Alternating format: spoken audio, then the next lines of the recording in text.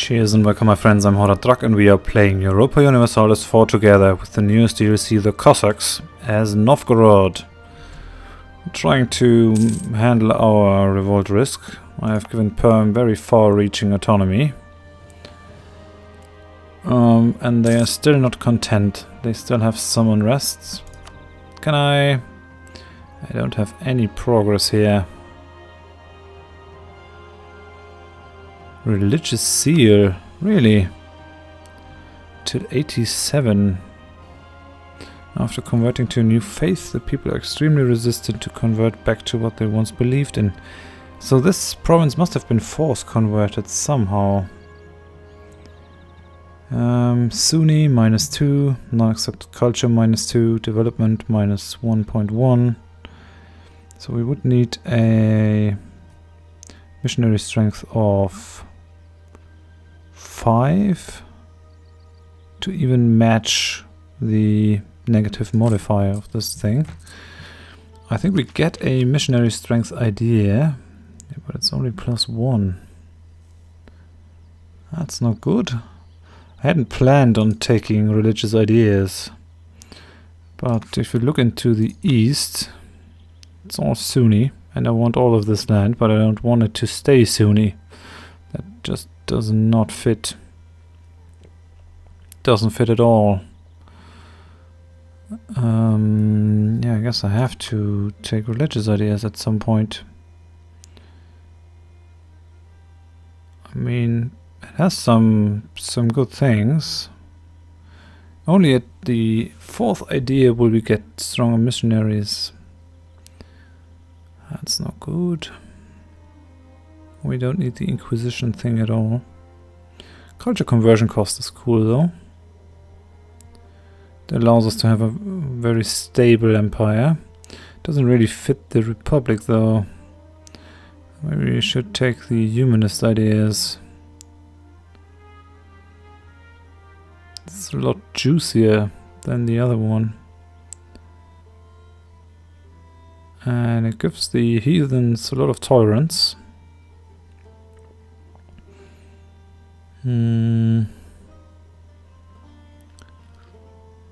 Yeah, I don't know.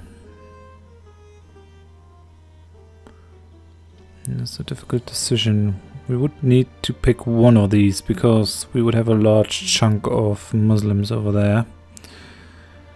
I mean, thematically, we are the city of churches. We are pretty orthodox. We are a republic though.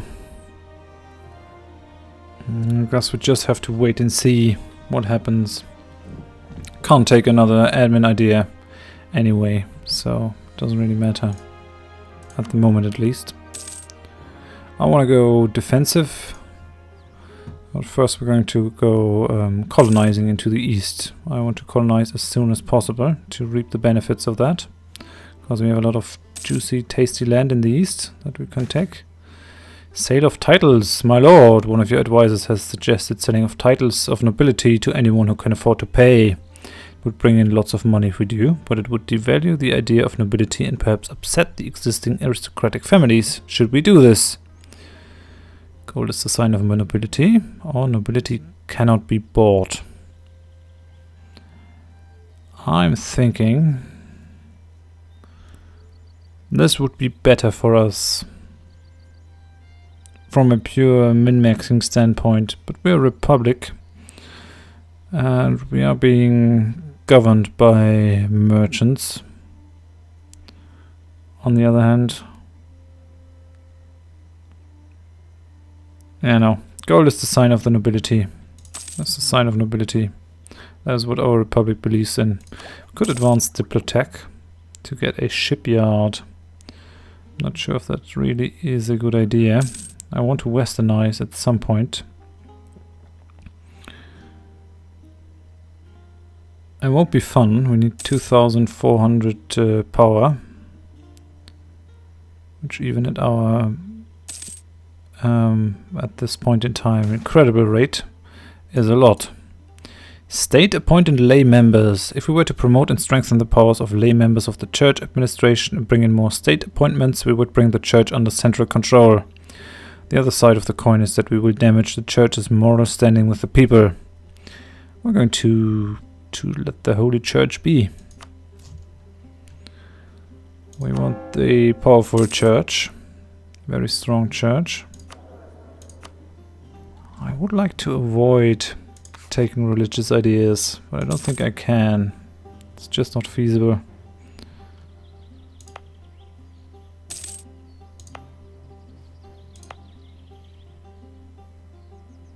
I might change my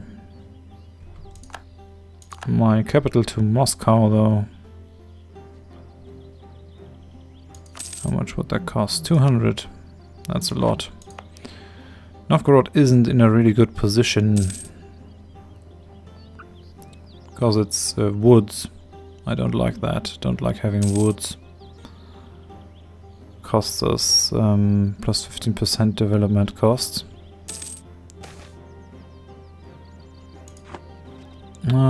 And the term is up for our guy.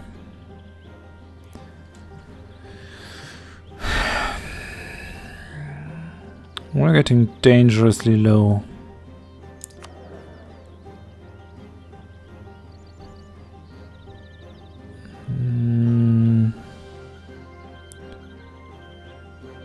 I wonder if it's worth it to take him one more term. Yeah, I think we'll do it. Keep him for one more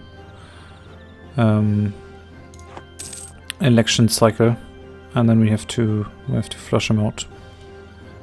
Our truce with Poland ended. How can we have a truce with Poland? We are their friend and ally. I don't understand. That must be something. We never fought. So why should we even have a truce? We were never at war. Or were we? Is it a truce that existed before we started the game? That's odd. Hamburg accepted peace with the former enemies Denmark. Verden has annexed. Oh no, Verden has been annexed by Hamburg. Hamburg is doing a little power play over here. Oh, and they have 33 development. Pretty good. 13 times. They have improved their province. They have improved it 20 times. That's crazy. These cities go nuts with their development. Utrecht is insane. These places are okay. Yeah, I'm going to take the next idea, because why not? Mercenary maintenance is down even more. That's good. Interest per annum. Yeah, we need that. That would help us repay our loans. In 10 years the permanent separatists will pop. Now it's 13.8 years. And we're friendly with Scotland. What can we do? Protect our brethren in Vitebsk. Yeah, they are under the rule of Lithuania. That's not going to happen. Could build a navy. Well, I can't spend the money. Can invest in some military tech. We're going to do that as soon as we can. So we have now been able to build cannons. Miltech 7. Do you have Miltech 7? No. They have only 6. They want annex Ryazan. They have claims on it. Oh, and Sweden has declared war upon Denmark. Yeah, and we have automatically been called into that war, so I have to recall my army, and all my forts have already been activated. I don't think we'll have particular problems.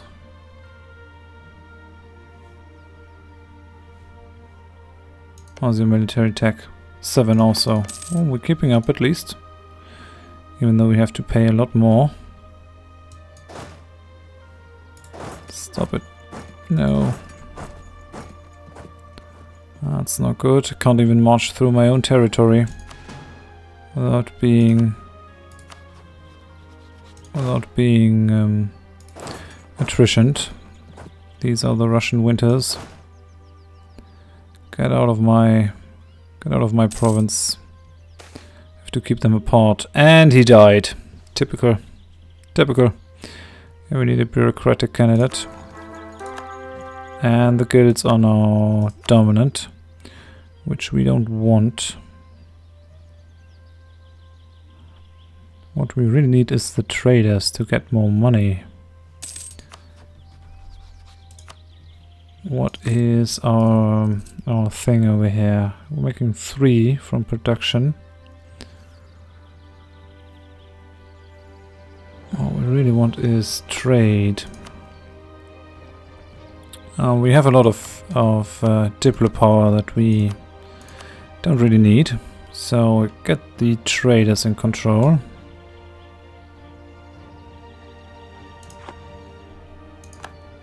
This should change our money situation, I'm hoping.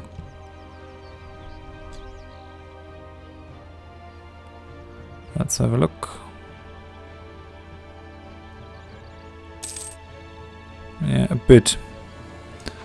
Not much, only a bit. I won't invest too much into this war. Just because, yeah, I want them to be weakened. I want Denmark to be weakened especially, but I don't want a strong Sweden. That's not what I want. That will be a helpful ally, and later I'm going to break Finland out of them. Oh, what is it?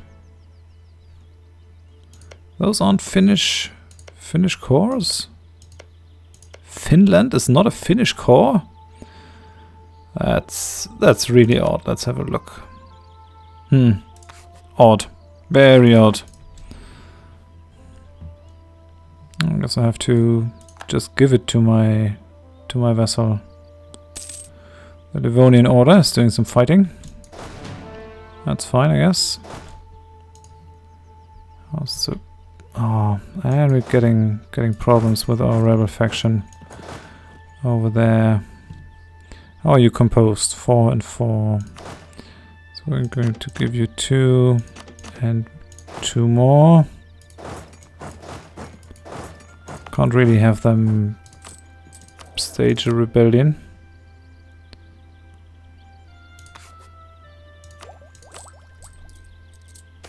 That's not good. Foreign trade competition rises. Trade was heavily regulated during this area. Despite this, the markets were not fixed. At times merchants would try to enter new markets or sell new goods. Merchants facing these conditions would usually demand new or higher tariffs to stop their competitors. Yeah, we're going to impose the new tariff. Mercantilism is always great. Gives you more trade power from your provinces. And this is basically the only way we are doing business.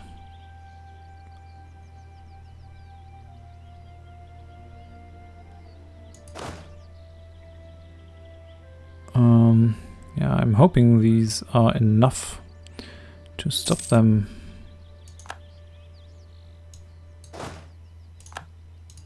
Hope there won't be a massive revolt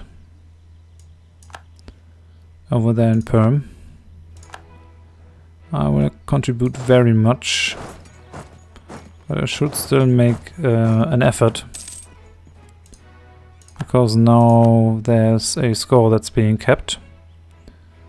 Although, yeah, Livonian Order is fighting and participates in the battles and all that, so we are technically taking part in this. I won't send my army in then. I don't think it's a good idea. We have 11 units of cavalry and 10 units of infantry. So a bit more infantry can't hurt.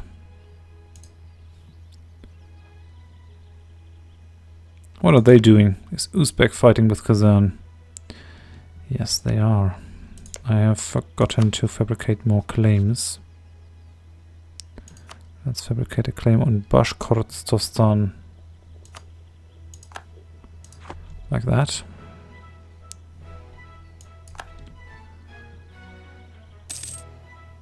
This should turn the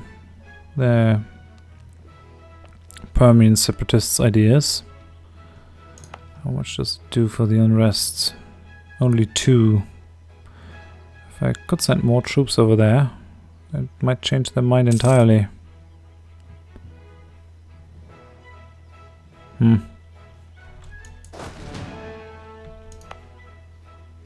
So this has changed. It's now -3. Can't dedicate any more troops to the east though. That's not going to happen. Going to... I don't want the mortars. I always take the Huffness because they help your infantry fight better. So let's build 2 Huffnesses. So we have 6, 6 and 5, 5. So 2 Huffnesses and 1 and 1. And then we're done. So we have 24, 26. It works fine. What are you doing? You're allied with Georgia down here. That won't help you much. Repay the loan, and the other loans I have to extend, I guess. Although, if I stop this thing, I can repay 1 more loan, at least. I have to wait until I can afford the regiment. It's not that bad though. Yeah, our coalition has the numerical superiority over there, and Livonian Order is doing some good work. They are sieging Akershus, which is good. Civil war, really? The 14th century witnessed the start of Novgorod's long struggle with Moscow for supremacy. Internecine disputes among the Republic's leaders weakened it in the face of growing Muscovite strength. Although it became a vassal of Moscow after the Muscovite invasions in 1456 and 1470, Novgorod was allowed to retain its self-government. It was not until 1478 that it came under Moscow's complete control and lost its freedom. Novgorod retained its commercial position until St. Petersburg was built in 1703. Yeah, I think they forgot the part where Ivan the Terrible razed the city and tried to kill as many of its inhabitants as they could. So, holy cow. I can support any of these factions. We're going to support the merchant faction because that's what we do. Luckily our fort strength is up. 13 noble regiments rise up in Tver, 14 peasants rise up in Moscow. Do it then if you have to do it. This is not good. This will not help us gain our strength back for the second fight against Muscovy. They want military access through our land. Most certainly not. So I want Vladimir. I have to get a move on with my claim fabrication. No, we won't create a fleet. Now we have these horrible rebels.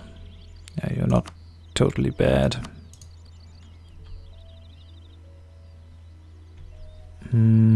It's annoying that I have these rebels over here. I wish they would either go away or be content. I decreased their autonomy. They should be happy. They still have separatism though, I think.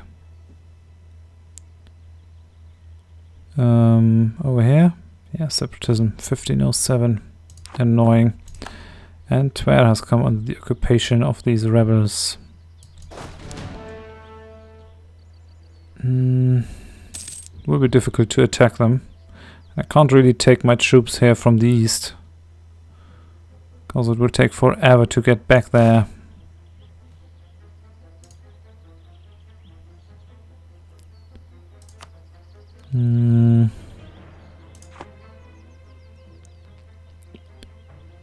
I wonder. I have now my artillery over here. We're building more troops, but 13k against 13k. Those are not odds I like. How can you just march in my land? Am I granting anyone military access? Poland.